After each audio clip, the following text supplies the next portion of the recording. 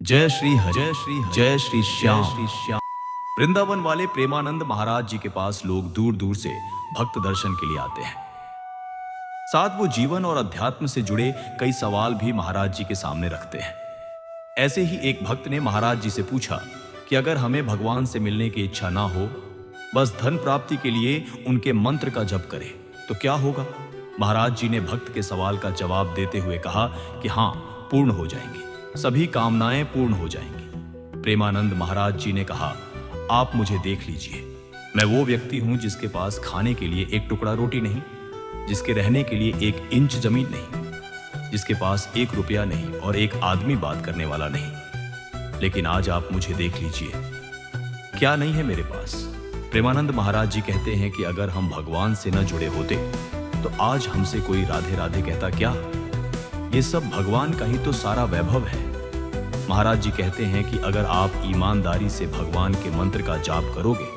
तो जिन्होंने 1 सेकंड में अनंत ब्रह्मांड बना दिए, वो हमारे लिए सुख की व्यवस्था क्यों नहीं कर देंगे? ये सब भगवान से जुड़ने से है। महाराज जी कहते हैं कि भगवान के सहारे रहने से, भगवान का नाम जप करने से इस लोक में भी माला माल हो जाओगे, क्योंकि भगवान सबके स्वामी है। इसलिए चिंता नहीं बल्कि भगवान का चिंतन करना चाहिए। तो भक्तों, आज आप किसी भी प्रकार की चिंता नहीं बल्कि हमारे साथ भगवान विष्णु जी के मंत्र का चिंतन करेंगे। लेकिन ध्यान रखिए, मंत्र का जाप पूरे 108 बार के लिए करना है, बीच में आधा अधूरा न छोड़े। मंत्र शुरू करने से पहले सभी भक्तों से निवेदन है कि वीडियो को दिल से एक लाइक और चैनल को सब्सक्राइब जरूर करें। और हाँ, अगर आप चाहते हैं कि भगवान का आशीर्वाद आप सभी पर सदैव बना रहे तो कमेंट में जय श्री हरि, जय विष्णु जी जरूर लिखें।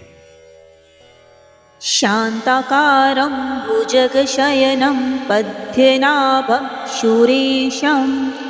विश्वधारं गगनसदृशं मेघवर्णं शुभांगं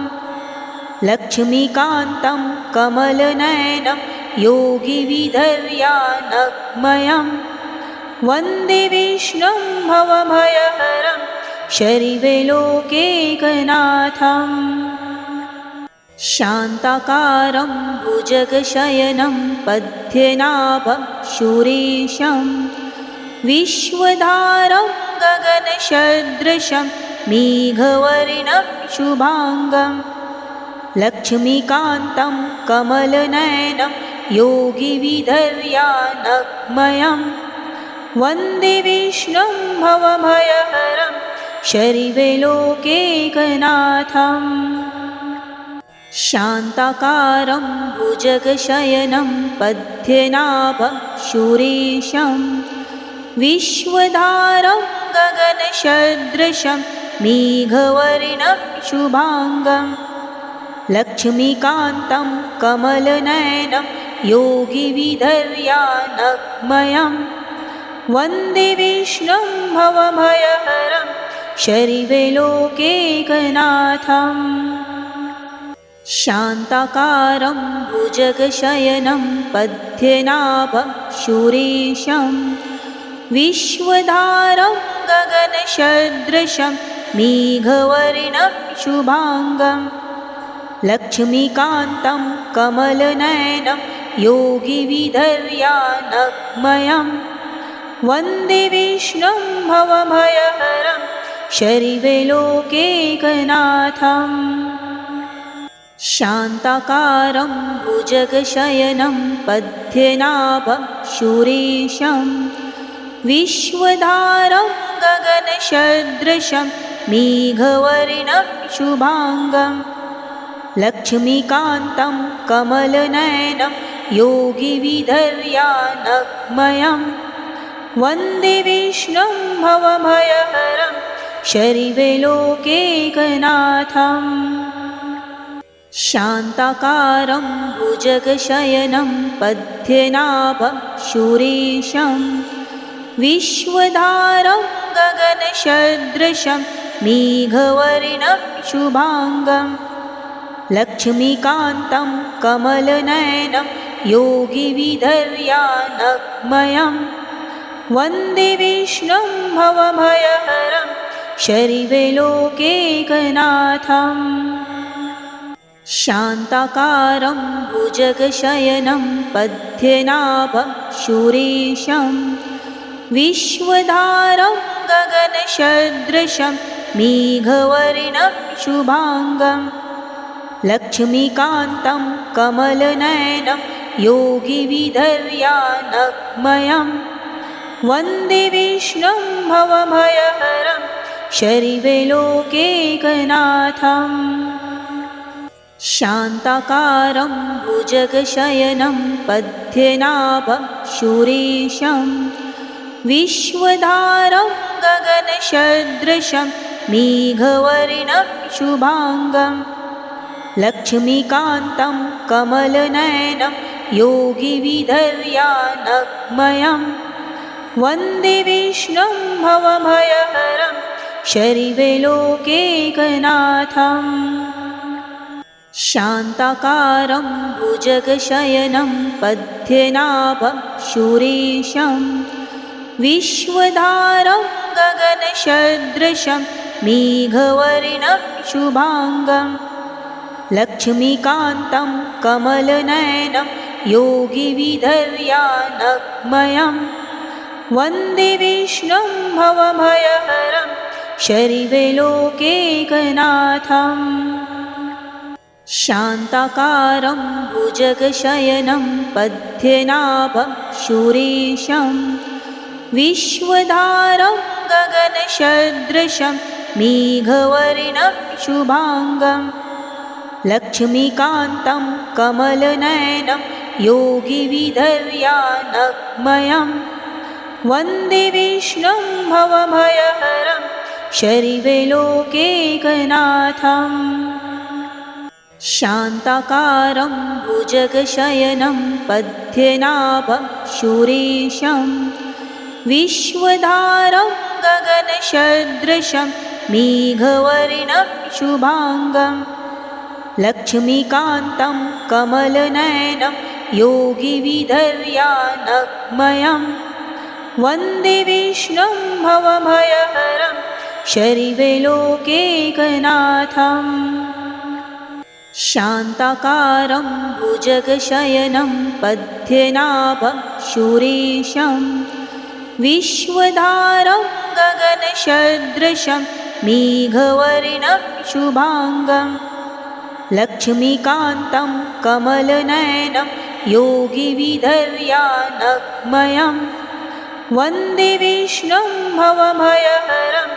शरीरे लोकैकनाथम् शान्ताकारं भुजगशयनं पद्मनाभं सुरेशं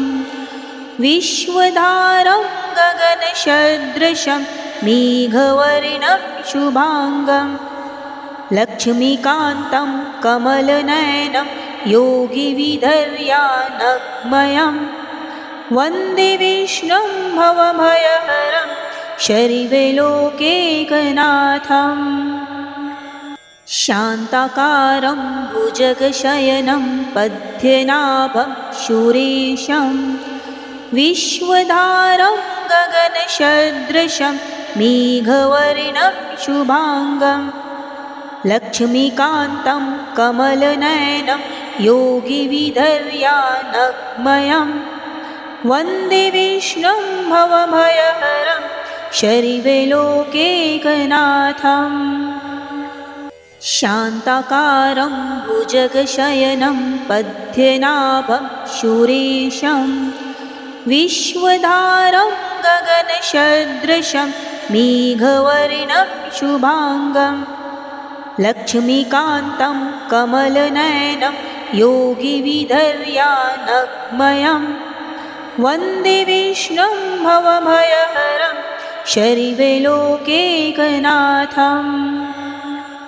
शान्ताकारं भुजगशयनं पद्मनाभं सुरेशं विश्वधारं गगनसदृशं मेघवर्णं शुभाङ्गं लक्ष्मीकान्तं कमलनयनं योगिविधर्यानग्मयं वन्दे विष्णुं भवभयहरं शरीरे लोकैकनाथम् शान्ताकारं भुजगशयनं पद्मनाभं शूरेशं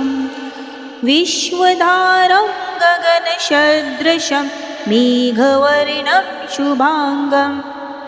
लक्ष्मीकान्तं कमलनयनं योगिविधर्यानग्मयं वन्दे विष्णुं भवभयहरं शरीरे लोकैकनाथम् शान्ताकारं भुजगशयनं पद्मनाभं शूरेशं विश्वधारं गगनसदृशं मेघवर्णं शुभाङ्गं लक्ष्मीकान्तं कमलनयनं योगिविधर्यानग्मयं वन्दे विष्णुं भवभयहरं शरीरे लोकैकनाथम् शान्ताकारं भुजगशयनं पद्मनाभं शूरेशं विश्वधारं गगनसदृशं मेघवर्णं शुभाङ्गं लक्ष्मीकान्तं कमलनयनं योगिविधर्यानग्मयं वन्दे विष्णुं भवभयहरं शरीरे लोकैकनाथम् शान्ताकारं भुजगशयनं पद्मनाभं शूरेशं विश्वधारं गगनसदृशं मेघवर्णं शुभाङ्गं लक्ष्मीकान्तं कमलनयनं योगिविधर्यानग्मयं वन्दे विष्णुं भवभयहरं शरीरे लोकैकनाथम् शान्ताकारं भुजगशयनं पद्मनाभं शूरेशं विश्वधारं गगनसदृशं मेघवर्णं शुभाङ्गं लक्ष्मीकान्तं कमलनयनं योगिविधर्यानग्मयं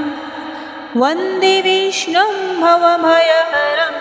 शरीरे लोकैकनाथम् शान्ताकारं भुजगशयनं पद्मनाभं शूरेशं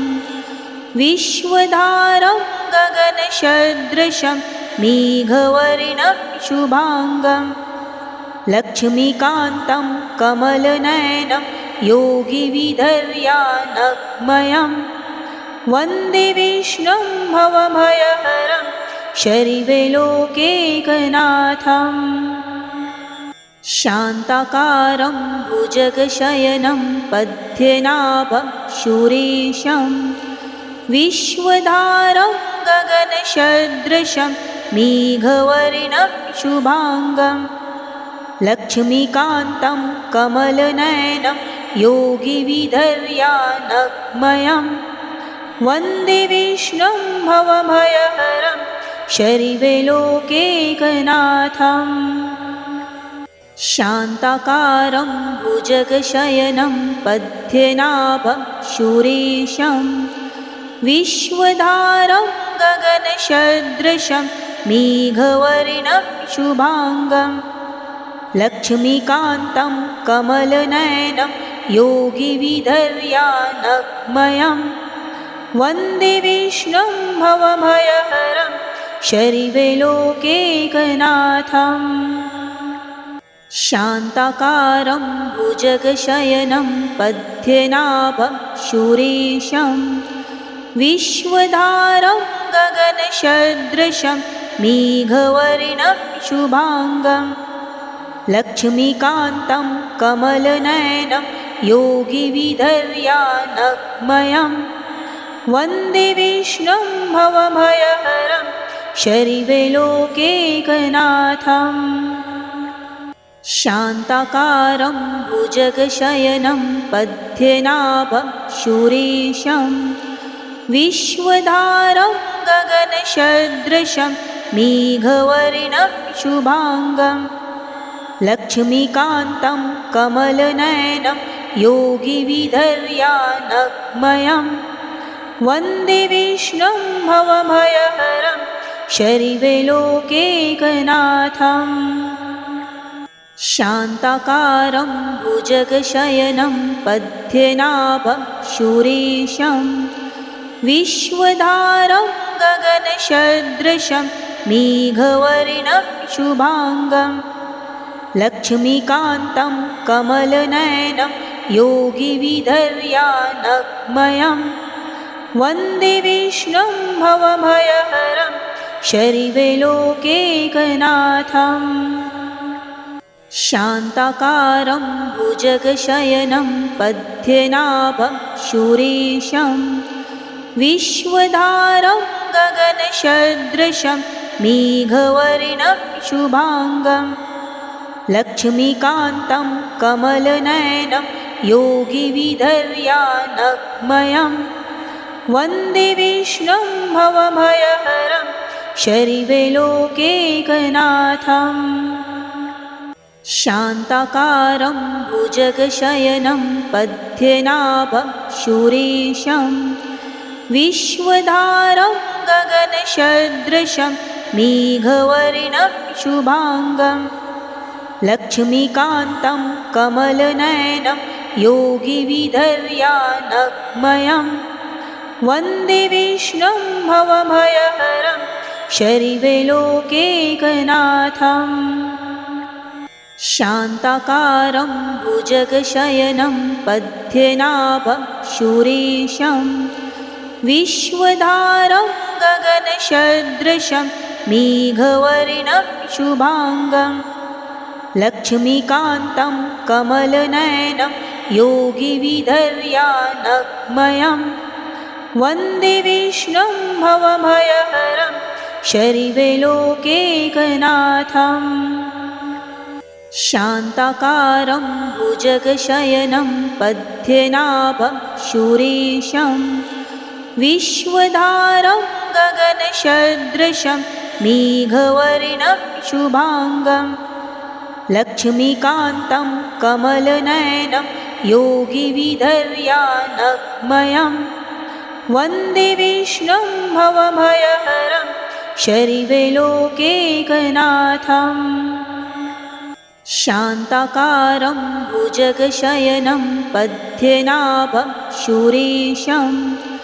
विश्वधारं गगनसदृशं मेघवर्णं शुभाङ्गं लक्ष्मीकान्तं कमलनयनं योगिविधर्यानग्मयं वन्दे विष्णुं भवभयहरं शरीरे लोकैकनाथम् शान्ताकारं भुजगशयनं पद्मनाभं सुरेशं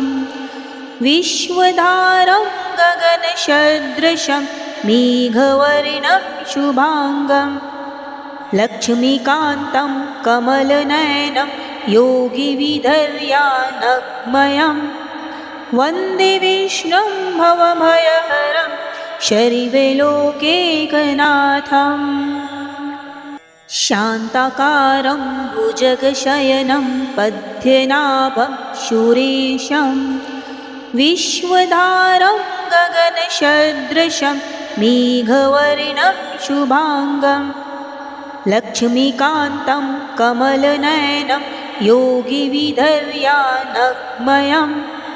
वन्दे विष्णुं भवभयहरं शरीरे लोकैकनाथम् शान्ताकारं भुजगशयनं पद्मनाभं सुरेशं विश्वधारं गगनसदृशं मेघवर्णं शुभाङ्गं लक्ष्मीकान्तं कमलनयनं योगिविधर्यानग्मयं